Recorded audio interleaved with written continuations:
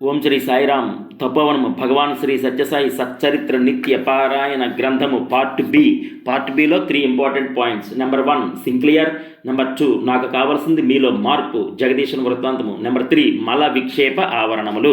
సింక్లియర్ గురించి number 1 first point చూద్దాం. ఇది పార్ట్ బి అండి, 14వ అధ్యాయంలో part B. Part A already released. సింక్లియర్ గురించి ఒకసారిలో కనెక్టికట్ ప్రాంతంలో నివసించే ఒక కోటీశ్వరుడు సింక్లియర్. అతడు ఒకసారి వ్యాపార సంబంధమైన సమస్యల వలయంలో చిక్కుకుని మనశ్శాంతి లేకుండా ఉన్నాడు. ఒకరోజు రాత్రి అతడు తన గదిలో కూర్చొని, ఓ భగవాన్, నీవు ఎలా ఉంటావో ఎక్కడ ఉంటావో నాకు తెలియదు, కానీ ఒకటి మాత్రం తెలుసు, అది నీవు తప్పకుండా ఉన్నావు అని, నన్ను స్వీకరించు అని హృదయపూర్వకంగా ప్రార్థించాడు. విచిత్రంగా అప్పటి నుంచి భగవంతుని అదృశ్య హస్తం అతనిని రక్షిస్తున్నట్లు అనిపించసాగింది. ఒకరోజు తెల్లవారుజామున 2-3 గంటల మధ్య సింక్లియర్కి తన భవనం లోపలి హాల్లో సత్యసాయి భగవానుడు నడిచి వెళుతున్నట్లు కనిపించింది. ఒకరోజు తెల్లవారుజామున 2-3 గంటల మధ్య సింక్లియర్కి తన భవనం లోపలి హాల్లో సత్యసాయి భగవానుడు నడిచి వెళుతున్నట్లు కనిపించింది. మరలా తెరపార చూశాడు. స్వామి అక్కడే నిలబడి ఉన్నారు. ఆయన ఎవరు, ఏమిటి అనేది సింక్లియర్కి అర్థం కాలేదు. అయినా ఏదో అవ్యక్తమైన ఆనందం మాత్రం కలిగింది. అదేవిధంగా మరొక రోజు రాత్రి స్వామి దర్శనం అయ్యింది. అది స్వప్నం కాదు, అది సందేహం లేకుండా ప్రత్యక్ష దర్శనమే. మర్నాడు సింక్లియర్ న్యూయార్క్ సిటీలో ఉన్న ఆధ్యాత్మిక కేంద్రానికి వెళ్ళి అక్కడున్న వ్యక్తికి ఈ విషయం చెప్పాడు. అతడు 1 నిమిషం అని లోపలికి వెళ్ళి ఒక విభూది పొట్లం చేతికిచ్చి సాయిరామ్ అని సింక్లియర్కి దర్శనమిచ్చిన సత్యసాయి భగవానుడు గురించి చెప్పాడు. అమెరికాలోని ఒక వ్యాపారస్తుడైన తనకు అది ఎటువంటి ఆధ్యాత్మికత తెలియని వానికి, ఆయనడు గురించి ఏ పుస్తకమో చదవని వానికి ఇంట్లో భగవంతుడు కనిపించడమా అనిపించింది సింక్లియర్కి. ఆ కారణంగా సింక్లియర్ మనస్సు భగవాన్ బాబా పాద పద్మాల దగ్గర వాలిపోయింది. భగవానుని అనుగ్రహం కోసం, భగవానుని ప్రేమ కోసం ఆయన హృదయం పరితపించసాగింది. ఆ ఆర్తి వల్ల, భగవంతుని అనుగ్రహం వల్ల సింక్లియర్ అమెరికా నుంచి బయలుదేరి వచ్చి ప్రశాంతి నిలయం చేరుకున్నాడు. ఇంటర్వ్యూ గదిలోకి ప్రవేశించగానే సత్యసాయి బాబా సింక్లియర్తో, నేను నీ దగ్గరికి 2 సార్లు వచ్చాను అన్నారు. అంతే. సింక్లియర్ ఆశ్చర్యంతో చూడసాగాడు. అప్పుడు స్వామి అతనితో, నీకోసం ఎంతో చేశాను, నీకోసం ఎంతో ఇచ్చాను, అయినా సరే నీవు 1 క్షణం కూడా శాంతి లేకుండా ఉన్నావు అంటూ స్వామి కోసం ఏదైనా చేయరాదా అన్నారు. ఆ మాటలు వినగానే స్వామి కోసం ఏమి ఇవ్వడానికైనా సిద్ధపడి సింక్లియర్ తప్పకుండా స్వామి అన్నాడు. అతడు స్వామి అప్పుడు స్వామి అతనితో, నీవెప్పుడు సంతోషంగా ఉండు, అదే నాకు నీవు ఇవ్వవలసింది, నీవు ఎప్పుడూ సంతోషంగా ఉండు, అదే నాకు నీవు ఇవ్వవలసిందే అన్నారు. తన క్షేమాన్ని కాంక్షించే స్వామి కోరికను విని సింక్లియర్ అప్రతిభుడయ్యాడు, ఆశ్చర్యపోయాడు, నిశ్చేష్టుడయ్యాడు. 1993 గురు పౌర్ణమి నాడు పూర్ణచంద్ర సభా సదనంలో సింక్లియర్ మహాశయుడు ఉపన్యసిస్తూ, నేను బాలునిగా ఉన్నప్పుడు క్రీస్తు వెళ్ళిపోయిన 2000 సంవత్సరాలకు ఇప్పుడు జన్మించానని ఎంతో బాధపడ్డాను. నా ఆర్తిని తప్పకుండా ఎవరో విన్నారు.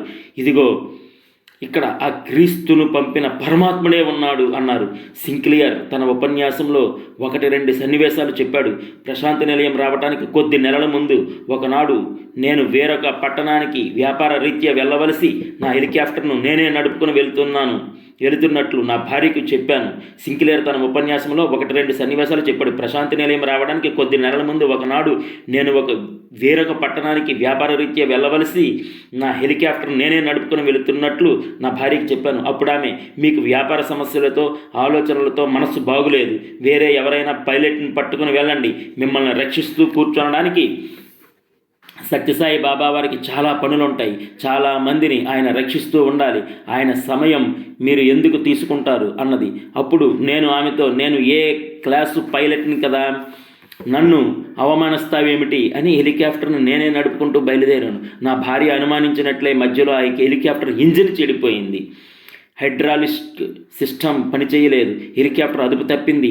ఆ సమయంలో ఇక మృత్యువు తప్పదని నేను జేబులో నుంచి స్వామి ఫోటో తీసి చూశాను. మరుక్షణంలో స్వామి అక్కడే హెలికాప్టర్లో కనిపించి హెలికాప్టర్ని జాగ్రత్తగా నడిపి ఒక కొండ చర్యకు ఆనించి ప్రక్క తలుపు తీసి నన్ను మెల్లగా బయటకు లాగి హెలికాప్టర్ను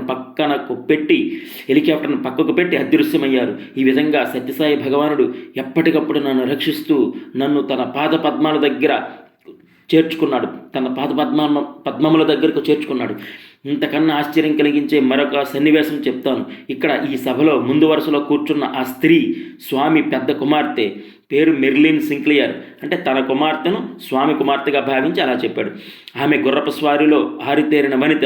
ఆమె ఒక మంచి చురుకైన గుర్రాన్ని కొనుక్కొని దానిపై స్వారీ చేస్తూ దాన్ని పందెం కోసం తర్ఫీదు చేస్తూ ఉండేది.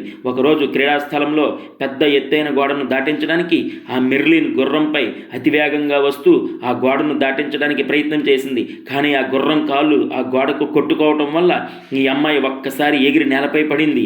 అలా పడటంలో ముందుగా ఆమె తల నేలపై తగిలింది. ఆ వెనుకనే 1800 పౌండ్ల బరువు గల ఆ గుర్రం వచ్చి ఆమెపై పడింది.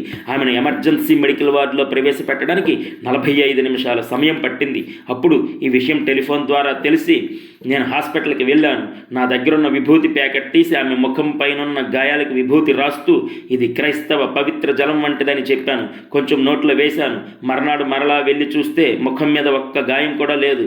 3 నెలల తర్వాత మళ్ళీ ఆమె గుర్రపు స్వారీ చేస్తూ ఆరోగ్యంగా ఉంది. కానీ ఇంతటితో పూర్తి కాలేదు. ఇంటర్వ్యూ గదిలో స్వామి మెర్లిన్ని చూసి నేను నిన్ను పక్షవాతం నుంచి కాపాడాను కదా అన్నారు. అప్పుడు మెర్లిన్ అవును స్వామి అవును అన్నది. ఇంటర్వ్యూ అయిన తర్వాత నేను మెర్లిన్తో ఏమిటి స్వామి నీతో అన్నది, నీవు స్వామితో చెప్పింది అన్నాను. అప్పుడు ఆమె నాతో ఆ రోజు గుర్రపు స్వారీలో ప్రమాదం జరిగినప్పుడు నాకు ఒక కన్ను పోయింది. ఆ గుర్రం నా మీద పడ్డప్పుడు ఒక పక్కనంతా పక్షవాతం వచ్చింది. నేను వర్షంలో అలా పడిపోయినప్పుడు నా దగ్గరలో నిలబడి నన్ను చూస్తూ ఉన్నది.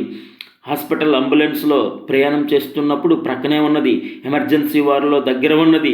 ఆ రోజు రాత్రి అంత హాస్పిటల్లో నాకు తోడుగా ఉన్నది సాయి బాబాయే. ఈయన ఆ రోజు నా కన్ను బాగు చేసి నా పక్షవాతం తగ్గించి అప్పుడు వెళ్ళారు హాస్పిటల్ నుంచి అని చెప్పింది. ఈ సన్నివేశం జరిగి కొన్ని సంవత్సరాలుగా కూడా స్వామి ఇంటర్వ్యూ గదిలో సంభాషణ వల్ల తప్ప నాకు తెలియదు. తల్లి తండ్రి కంటే కూడా స్వామి సన్నిహితంగా ఉంటారనటానికి ఇది ఉదాహరణ అని చెప్తూ ఉపన్యాసం చివర ఓ స్వామి నేను నిన్ను పరిపూర్ణంగా విశ్వసిస్తున్నాను, నేను నిన్ను సంపూర్ణంగా శరణు వేడుతున్నాను అని నిండు సభలో పలికాడు సింక్లియర్ మహాశయుడు. నెంబర్ 2 నాకు కావలసింది మీలో మార్పు. జగదీశన్ వృత్తాంతం. ఈ జగదీశన్ వృత్తాంతం గురించి చూద్దాం. మలేషియాలో ఇండస్ట్రీలో డెవలప్మెంట్ అథారిటీ డిప్యూటీ డైరెక్టర్ జనరల్గా పనిచేస్తున్న జగదీశన్ స్వామి గురించి మాట్లాడినప్పుడల్లా ఎనలేని ద్వేషంతో చెప్పరాని పరుషమైన మాటలతో స్వామిని తోలనాడుతూ ఉండేవాడు. ఒకసారి జగదీశన్ మలేషియాలో తన అత్తగారింటికి వెళ్ళినప్పుడు గదిలో స్వామి ఫోటో చూసి ఆవేశంతో 2.5 గంటల సేపు స్వామిని నిందించి ఎదిరించి కఠినంగా భావించి నీవు నిజంగా అందరూ చెప్పుకునే విధంగా మహిమాన్వితుడవైతే నిదర్శనం చూపించు, నేను నమ్ముతాను అంటూ సవాలు విసిరాడు. వెంటనే ఆ గదిలో స్వామి ఫోటోపై అప్పటికప్పుడు పరమ పవిత్రమైన విభూతి ప్రత్యక్షమైంది. అతనికి షాక్ కొట్టినట్లయింది. లోకంలో విజ్ఞాన శాస్త్రానికి అతీతమైన శక్తి ఒకటి ఉన్నదని అతడు గ్రహించాడు. 4 నెలల తర్వాత భారతదేశం వచ్చి ప్రశాంత నిలయం చేరుకున్నప్పుడు స్వామి జగదీశన్ దగ్గరకు వచ్చి ప్రేమగా మృదువుగా మలేషియా అన్నారు. స్వామికి తాను మలేషియా వ్యక్తినని ఎలా తెలిసిందా అని ఆశ్చర్యంతో ఎస్ సార్ అన్నాడు. స్వామి అతన్ని ఇంటర్వ్యూ గదిలోకి పిలిచారు. తన 7 సంవత్సరాల వయసులో చనిపోయిన తన తండ్రి దగ్గర కూర్చున్నట్లు అనిపించింది. 32 సంవత్సరాల జగదీశన్కి సాయి తండ్రి ప్రేమకు అతని హృదయం కరిగిపోయింది. చెక్కిళ్లపై కన్నీటి ధారలు స్రవిస్తున్నాయి. తాను కేవలం 4 నెలల క్రితం నుండే స్వామిని నమ్ముతున్నాడు. అంతకుముందు తాను స్వామి అంటే నమ్మకం లేకుండా ఉన్నాడు. ఆ విషయం మనసులో దాచుకోలేకపోయాడు. స్వామికి ఆ విషయం చెప్పివేయాలని నిశ్చయించుకున్నాడు. స్వామి నన్ను క్షమించండి, 4 నెలల క్రితం వరకు నేను మీరంటే నమ్మకం లేనివాడిని అన్నాడు. అప్పుడు భగవాన్ బాబా తన చూపుడు వేలను అడ్డంగా ఆడిస్తూ చిరునవ్వులు చిందిస్తూ నీవు కేవలం నమ్మకం లేనివాడు మాత్రమే కాదు స్ట్రాంగ్ అపోజిషన్ తీవ్ర వ్యతిరేకివి అన్నారు. జగదీశన్ ఒక్కసారి కూలిపోయి స్వామి పాదాలపై పడిపోయి ఏడవసాగాడు. సాయినాథుడు అతని భుజాలు పట్టుకుని మెల్లగా పైకి లేపి ఏడవకు బంగారు ఏడవకు, స్వామికి అంతా తెలుసు అన్నారు. స్వామి ఆజ్ఞపై జగదీశన్ ప్రస్తుతం కొన్ని తూర్పు దేశాలకు సత్యసాయి సంస్థల సెంట్రల్ కోఆర్డినేటర్గా వ్యవహరిస్తూ తన జీవితం ధన్యం చేసుకుంటున్నాడు. నెంబర్ 3 మల విక్షేప ఆవరణములు అదేంటో చూద్దాం. తెలివితేటలు విచక్షణ జ్ఞానం ఉండి కూడా మానవుడు తన స్వరూపాన్ని తాను గుర్తించలేకపోతున్నాడు. అనేక జన్మల పుణ్య పాప కర్మల ఫలితాలే దానికి కారణం. సత్కర్మల చేత మనుష్య శరీరం కలుగుతుంది. అయితే జారత్వము, చోరత్వము, అబద్ధమాడటము మొదలైన క్షుద్ర కర్మల చేత మానవునిలో మలము, విక్షేపము, ఆవరణములు చేరుకుంటున్నాయి.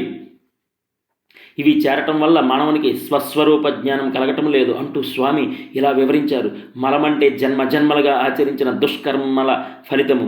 ఉదాహరణకు, ఒక వజ్రాల వర్తకుడు గుర్రం మీద ప్రయాణం చేస్తున్నాడు. ఆ వేగానికి ఒక వజ్రాల మూట క్రింద పడిపోయింది. ఆ మార్గంలో ఇద్దరు స్నేహితులు వస్తూ ఆ వజ్రాల మూటను చూశారు. మూట విప్పు చూసి ఆ వజ్రాలను ఎవరికి వారు చేజెక్కించుకోవాలని మనసులో భావించారు.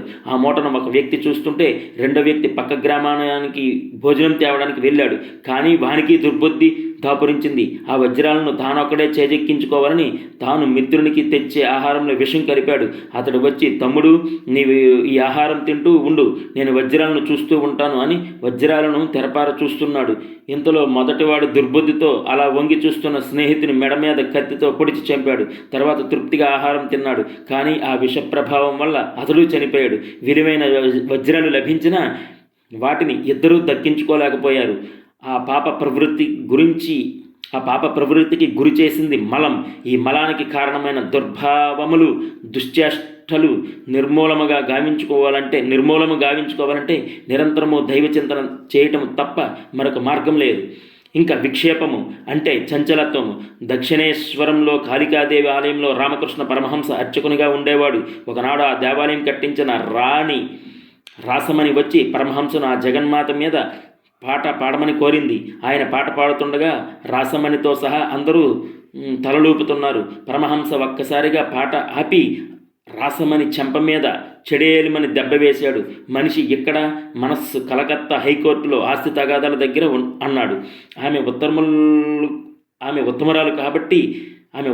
ఉత్తమరాలు కాబట్టి తన విక్షేపానికి అంటే మనస్సు యొక్క చంచలత్వానికి ఇది సరి అయిన మందు అని భావించింది. అందువల్ల విక్షేపాన్ని తొలగించుకొనుటకు ఏకాగ్రతను అభివృద్ధి చేసుకోవటమే మార్గము.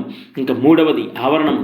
నేను విద్యార్థిని, నేను ఉపాధ్యాయుడును, నేను బ్రాహ్మణుడును, నేను క్షత్రియుడును, నేను స్త్రీని, నేను పురుషుడును అని ఈ విధంగా ఈ శరీరమే నేను అని భావించడమే ఆవరణము. నిజంగా విచారిస్తే నీవు విద్యార్థివి కావు, నీవు ఉపాధ్యాయుడివి కావు, నీవు బ్రాహ్మణుడు కావు, నీవు స్త్రీవి కావు, నీవు పురుషుడివి కావు. నీవు ఆత్మస్వరూపుడు అని గ్రహించడమే ఆవరణము. నీవు ఆత్మస్వరూపుడవు అని గ్రహించడమే ఆవరణమును తొలగించుకొనటం. నీవు ఆత్మస్వరూపుడవు అని గ్రహించడమే ఆవరణమును తొలగించుకొనటం. ఒక గర్భవతి అయిన పులి ఒక నదిని దాటుతుండగా అకస్మాత్తుగా బిడ్డను ప్రసవించింది.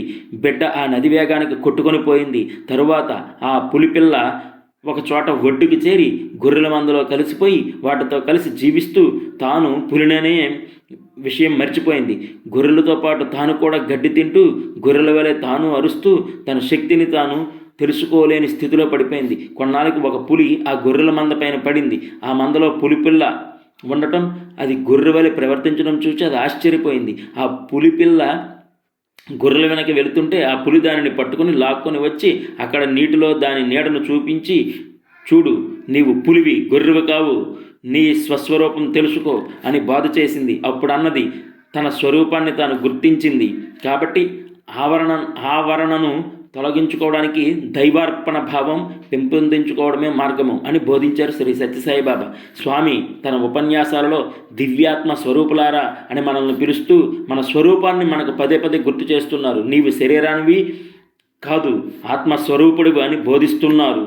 నీవు శరీరానివి కాదు, ఆత్మస్వరూపుడివి అని బోధిస్తున్నారు. కాబట్టి నాలుక మీద నామాన్ని నాట్యం చేయించటం, మనసులో స్వామి రూపాన్ని నిలుపుకోవటం, స్వామి ప్రసాదించే దివ్య జ్ఞానంతో దివ్య జీవనం గడపటం వీటి వల్ల ఈ మల విక్షేప ఆవరణములను తొలగించుకోవచ్చునని అర్థమవుతున్నది. శ్రీ సత్యసాయి సారీశ్వరుని పాద పద్మాలకు అనేక అభినందనలు. ఓం శ్రీ సత్యసాయి పరబ్రహ్మణే నమః.